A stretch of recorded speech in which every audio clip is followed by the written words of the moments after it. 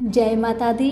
मेरे सभी प्यारे दोस्तों, मैं लक्ष्मी शर्मा बड़ों को चरण स्पर्श, छोटों को प्यार और बराबर वालों को दिल से नमस्कार करती हूँ।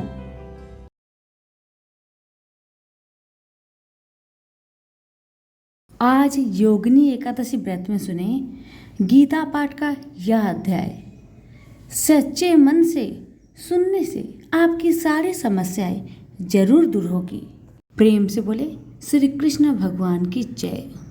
अर्जुन ने पूछा, हे केशव, मैं संन्यास एवं त्याग के तत्व पृथक पृथक जानने की इच्छा करता हूँ। श्री कृष्ण बोले, हे पार्थ, कामना वाले कर्मों के त्याग को ज्ञानी लोग संन्यास मानते हैं और अज्ञानी पुरुष फल के त्याग को त्याग कहते हैं। कोई पंडित कर्म को दोष युक्त जानकर त्यागना ठीक कहते हैं। कोई यज्ञ, दान, तप आदि कर्मों को छोड़ने योग्य बताते हैं। हे भारत, त्याग के विषय में मेरा ऐसा मत है कि त्याग 3 प्रकार के हैं।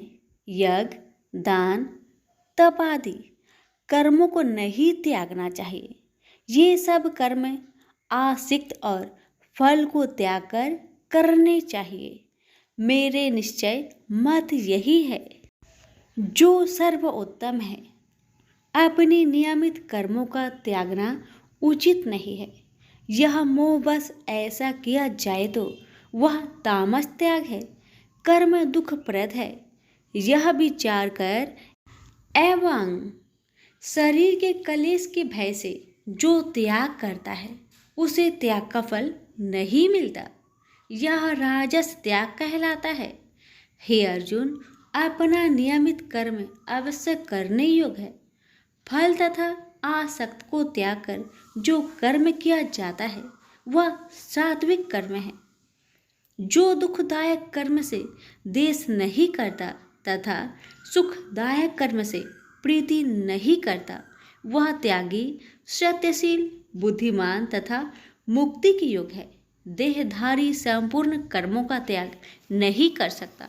कर्म का फल त्याग कर कर्म करने वाला त्यागी है।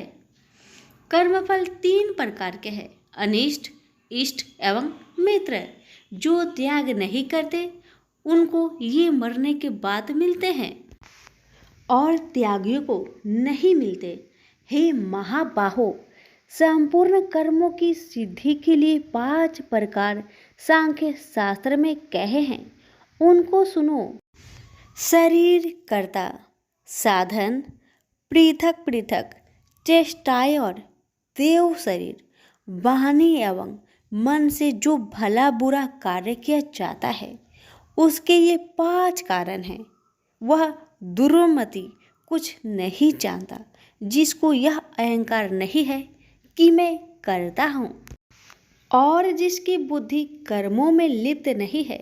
वह मनुष्य प्राणियों को मारकर भी उनको नहीं मारता और उनमें नहीं बंधता। ज्ञान, गृह और ज्ञाता ये 3 ही कर्मों के प्रेरक है। कारण, कर्म और कर्ता ये 3 कर्म के साधन हैं। सांख्य शास्त्र में ज्ञान, कर्म और कर्ता ये सत्वादिक गुण के भेद 3 प्रकार के हैं। इनको भी सुनो। जब भिन्न भिन्न प्राणियों में एक अविनाशी अविभक्त सत्ता जो दिखता है वह ज्ञान सात्विक कहलाता है। जिस ज्ञान से प्राणियों में नाना प्रकार की सत्ता दिखाई देती है उसको राजस ज्ञान जानो। ऐसा ज्ञान जिसके बिना कारण और सर्वार्थ के जाने एक ही कार्य में लगा रहे वह अल्प और तामस है। फल की इच्छा ना करके जो नित्य कर्म संग देश को त्याग कर किया जाता है, जो फल की इच्छा एवं अहंकार से बड़े यत्न से किया जाता है वह राजस कर्म है। जो कर्म परिमाण धन का खर्च, दूसरे की पीड़ा और अपना पुरुषार्थ न जानकर मोहबस किया जाता है वह तामस कर्म कहलाता है। संग से रहित अहंकार, धैर्य और उत्साह युक्त सिद्ध व असिद्धि में समान रहता है वह सात्विक कर्म कहलाता है। गुण की तरह बुद्धि और धर्म के इनके भी तीन भेद है सुनो। जो बुद्धि पर वृत्ति, निवृत्ति, कर्तव्य, अकर्तव्य, भय, अभय और बंधन मोक्ष को जानता है वह सात्विकी है। हे पार्थ, जिससे धर्म अधर्म और कर्तव्य अकर्तव्य का ठीक निश्चय नहीं होता वह राजसी है। जिस अज्ञान से ढकी बुद्धि करके मनुष्य अधर्म को धर्म मानता है वह तामसी है। जो कथा प्रसंग से फल की इच्छा करता है, जो धर्म अर्थ काम को धारण करता है वह राजसी वृत्ति है। जो मूर्ख निंद्रा भय शोक विषाद एवं मद को नहीं त्यागता वह तामसी वृत्ति है। अब तीनों प्रकार के सुखों को सुनो। जिसका योगाभ्यास में चित रहता है उसके दुख का अंत हो जाता है। सुख सात्विक है, आरंभ में विष के समान और अंत में अमृत के तुल्य होता है। सुख आरंभ में अमृत तुल्य, अंत में विष के तुल्य विषयों और इंद्रियों के संयोग से होता है। उसे राजसी सुख कहते हैं। जो सुख आदि और अंत दोनों में मनुष्य को मोह में फंसाता है और जो आलस्य तथा प्रमोद से उत्पन्न होता है वह तामस सुख है। सम, दम, तप, पवित्रता, क्षमा, नम्रता, ज्ञान, अनुभव और परलोक में श्रद्धा ये ब्राह्मणों के स्वाभाविक सिद्ध कर्म है। बहादुरी, तेजस्विता, धैर्य, चतुराई, युद्ध, स्थिरता, उदारता और प्रभुता ये क्षत्रिय के स्वाभाविक कर्म हैं। खेती, गोरक्षा स्वाभाविक कर्म हैं। जो लोग अपने अपने गुणों और प्रवृत्तियों के अनुसार कर्म करते हैं उनको सिद्धि प्राप्त होती है। और जिसने सब जगत का विस्तार किया है उस ईश्वर को अपने कार्य के द्वारा आराधना करके मनुष्य सिद्धि को पाता है। दूसरे उत्तम कर्म से अपना नीच कर्म ही श्रेष्ठ है। सर्वत्र आसक्त को छोड़ने वाला आत्मा, जीतने वाला इच्छा रहित मनुष्य संन्यास के द्वारा सर्व कर्म निवृत्ति रूप परम सिद्धि को पाता है। वह फिर कैसे ब्रह्म को प्राप्त होता है? सो मुझसे सुनो, यही इस ज्ञान की परानिष्ठा है। शुद्ध बुद्धि से युक्त होकर धृति द्वारा इस मन को बस में लगाकर शब्द आदि विषयों को छोड़कर राग देश से रहित होकर एकांत में रहने वाला, मीताहारी, वाणी और मन को जीतने वाला, नित्य ध्यान युक्त और वैराग्य, अहंकार, बल, घमंड, काम, क्रोध तथा परिग्रह छोड़कर ममताहीन और शांत मनुष्य ब्रह्म भाव के योग होता है। ब्रह्म को प्राप्त हुआ पुरुष दत्तचित होकर सुख व अभिलाषा को नहीं करता है। जीवन मात्र में समदर्शी होकर मुझ में परम भक्ति पाता है। इस प्रकार ज्ञानी सदैव मुझ में निवास करने वाले सब कर्मों को भोग करता हुआ मेरे अनुग्रह से अविनाशी सनातन मोक्षप्रद को प्राप्त होता है। तत्पश्चात तत्व से मुझे जानकर फिर मन मुझ में ही प्रवेश करता है। सावधानी से अपना मन मुझ में स्थिर कर और सब कर्मों को मुझ में अर्पण कर बुद्धि योग के आश्रय से निरंतर अपने चित्त को मुझ में लगाओ। मेरे में चित्त लगाकर मेरी कृपा से दुर्गम कष्टों से तर जाओगे। यदि अहंकार से मेरी बात सुनोगे तो नष्ट हो जाओगे। यदि अहंकार का आश्रय लेकर युद्ध नहीं करूँगा ऐसा मानते हो तो यह तुम्हारा निश्चय झूठा है, क्योंकि स्वभाव तुम्हें युद्ध करवाएगा। हे कौतन्य, जिस कर्म को तू अब मोह से करना चाहता है उसे अपने स्वाभाविक कर्म से बंधा हुआ बेबस होकर करेगा। हे अर्जुन, जीवों के हृदय में स्थिर ईश्वर उनको माया से भ्रमा रहा है, मानो सब यंत्र पर चढ़े हैं। हे भारत, सब भावों में उसी की कृपा से परम शांति एवं मुक्ति को पाओगे। यह गूढ़ ज्ञान मैंने तुमसे कहा है, इसे भली भांति विचार कर जैसा चाहते हो वैसा ही करो। अब तू सबसे गूढ़ वचन भी सुन, क्योंकि तू मेरा परम मित्र है, इसलिए मैं तेरे हित ही कहूँगा। मेरे में मन लगाओ, मेरे ही भक्त हो, मेरे ही यज्ञ करो और मेरा ही नाम जपो। सब धर्मों को छोड़कर मेरी शरण में आओ, मैं तुम्हें सब पापों से छुड़ा दूंगा। यह मेरा रहस्य ऐसे पुरुष जो तप ना करता हो, मेरा भक्त ना हो, कभी भी नहीं कहना चाहिए। जो इस परम गुप्त ज्ञान को मेरे भक्तों में प्रकट करेगा, वही मेरी परम भक्ति को पाकर अंत में निश्चय ही मुझ में लीन हो जाएगा। इस धर्म संवाद को जो कोई पढ़ेगा, उसे मैं समझूंगा कि उसने ज्ञान यज्ञ से मेरी पूजा की है। जो श्रद्धावान पुरुष दोष ढूंढे बिना इसको सुनेगा, वह भी मुक्त होकर पुण्य आत्माओं को मिलने वाले शुभ लोक को प्राप्त होगा। हे पार्थ, तुमने एकाचरित से मेरे कहे हुए उपदेश को सुना या नहीं?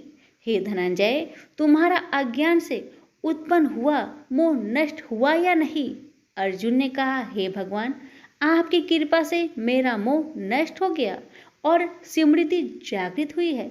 अब मैं निसंदेह आपकी आज्ञा पर स्थिर हूँ और जैसा आपने कहा है मैं वैसा ही करूँगा। संजय बोले, हे धृतराष्ट्र, मैंने महात्मा वासुदेव और अर्जुन का यह प्रेरणा देने वाला अद्भुत संवाद सुनाया। व्यास जी की कृपा से साक्षात योगेश्वर श्री कृष्ण जी के मुख से इस परम गुहा संवाद को मैंने सुना। हे राजन, श्री कृष्ण और अर्जुन के इस अद्भुत पुण्य कारक संवाद को स्मरण करके मन बार बार प्रसन्न होता है। श्री कृष्ण भगवान के उस अद्भुत रूप को स्मरण करके मुझे बड़ा ही विस्मय होता है। हे राजन, मैं बारंबार प्रसन्न होता हूँ। मेरी ऐसा धारणा है कि जहाँ योगेश्वर भगवान श्री कृष्ण हैं और जहाँ पार्थ जैसा धनुर्धर है, वही राजलक्ष्मी, विजय, ऐश्वर्य और अटल नीति है। सभी प्रेम से बोलिए, श्री कृष्ण भगवान की जय हो। अब सुनिए एकादशी व्रत में सुनी जाने वाली हर मनोकामना को पूरी करने वाली गर्भ गीता पाठ। श्री कृष्ण भगवान जी का वचन है कि जो प्राणी इस गर्भ गीता का सद्भावना से विचार मनन करता है, सो पुरुष फिर गर्भवास में नहीं आता। अर्जुन कहने लगे, हे कृष्ण भगवान, यह प्राणी जो गर्भ विषय में आता है, सो किस दोष के कारण आता है? हे प्रभु, जब यह जन्मता है तब इसको जरा आदि रोग लगते हैं, फिर मृत्यु होती है। हे भगवान, वह कौन सा कर्म है जिसके करने से जन्म मरण से रहित होवे? श्री कृष्ण भगवान कहने लगे, हे अर्जुन, यह मनुष्य जो है सो अंधा मूर्ख है और संसार के साथ प्रीति करता है। यह पदार्थ मैंने पाया है और वह मैं पाऊंगा, ऐसी चिंता इस प्राणी के मन से उतरती नहीं। 8 पहर माया को ही मांगता है, इन बातों को करके बार बार जन्मता है और मरता है। वह गर्भ विषय दुख पाता रहता है। अर्जुन कहने लगे, हे कृष्ण भगवान, यह मन हाथी की न्याय है, तृष्णा इसकी शक्ति है। यह मन तो 5 के बस में है, काम, क्रोध, लोभ, मोह और अहंकार। इन 5 में अहंकार बहुत बली है। ये कौन सा यत्न है जिससे मन बस में होए? वैसा ही मन रूपी हाथी को बस में करने के लिए ज्ञान रूपी अंकुश है। अहंकार करने से यह जीव नरक में पड़ता है। अर्जुन कहने लगे, हे भगवान, जो एक तुम्हारे नाम के लिए वन खंड में फिरते हैं, एक वैरागी हुए हैं, एक धर्म करते हैं, इनको कैसे जाने? जो वैष्णव है वे कौन है? श्री कृष्ण भगवान कहने लगे, हे अर्जुन, मेरे ही नाम के लिए वनों में फिरते हैं, वह सन्यासी कहते हैं। एक सिर पर जटा बांधते हैं, एक अंग पर भस्म लगाते हैं। उनमें हम नहीं है, क्योंकि इनमें अहंकार है। इससे मेरा दर्शन दुर्लभ है। अर्जुन कहने लगे, हे भगवान, वह कौन सा पाप है जिससे स्त्री की मृत्यु हो जाती है? वह कौन सा पाप है जिससे पुत्र मर जाता है? और नपुंसक कौन से पाप से होते हैं? श्री भगवान कहने लगे, हे अर्जुन, जो किसी से कर्जा लेता है और देता नहीं, इस पाप से औरत मरती है। और जो किसी की अमानत रखी हुई बचा लेता है, उसके पुत्र मर जाते हैं। जो किसी का कार्य किसी के गोचर आए पड़े और वह जबानी कहे कि मैं तेरा कार्य सबसे पहले कर दूंगा, और जब समय आए तब उसका कार्य ना करे, इस पाप से नपुंसक हो जाता है। ये बड़े पाप है। अर्जुन कहने लगे, हे भगवान, कौन पाप से मनुष्य सदैव रोगी रहता है? किस पाप से गधे का जन्म पाता है, स्त्री का जन्म पाता है, तथा टट्टू का जन्म क्यों कर पाता है? और बिल्ली का जन्म किस पाप से होता है? श्री भगवान कहने लगे, हे अर्जुन, जो भी मनुष्य कन्यादान करते हैं और इस दान में मूल्य लेते हैं, वे दोषी है। वे मनुष्य सदा रोगी रहते हैं। जो विषय विकार के वास्ते मदिरा पान करते हैं, वे टट्टू का जन्म पाते हैं। और जो झूठी गवाही भरते हैं, वह औरत का जन्म पाता है। जो रसोई बना के पहले आप भोजन कर लेती है और पीछे परमेश्वर को अर्पण करती है, तो वे बिल्ली का जन्म पाती है।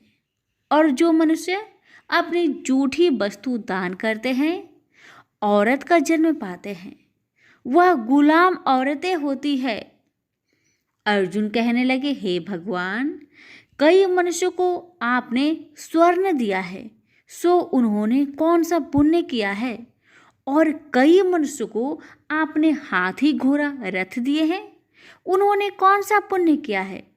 श्री भगवान कहने लगे, हे अर्जुन, जिन्होंने स्वर्ण दान किया है उनको हाथी घोड़े वाहन मिलते हैं।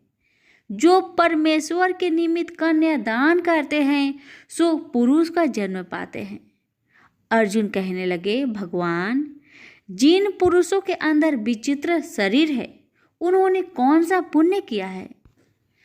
किसी दो के घर संपत्ति है, कोई विद्वान है, उन्होंने कौन सा पुण्य किया है? श्री भगवान कहने लगे, हे अर्जुन, जिन्होंने अन्न का दान किया है, उनका सुंदर स्वरूप है।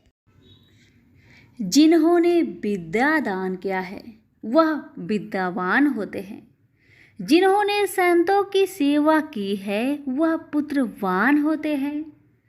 अर्जुन कहने लगे, हे भगवान, किसी को धन से प्रीति है, कोई को स्त्रियों से प्रीति करते हैं।